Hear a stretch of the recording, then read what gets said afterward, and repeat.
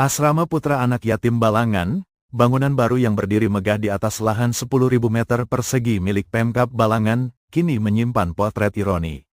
Meski dibangun sejak Juli 2022 dengan target rampung akhir 2024, asrama ini belum difungsikan dan mulai tampak terbengkalai. Tulisan nama asrama nyaris tertutup rumput liar. Jalan masuk pun dipenuhi semak. Yang lebih memprihatinkan, ditemukan botol alkohol, bekas sachet obat batuk komiks, dan botol minuman Panther berserakan di halaman. Bangunan ini dibiayai APBD Balangan, dilengkapi 14 kamar tidur per blok, dapur, ruang pengasuh, hingga laundry. Proyek ini direncanakan dihuni oleh anak-anak yatim. Tapi sebelum mereka sempat tinggal, tempat ini lebih dulu dihuni oleh rumput liar dan jejak penyalahgunaan.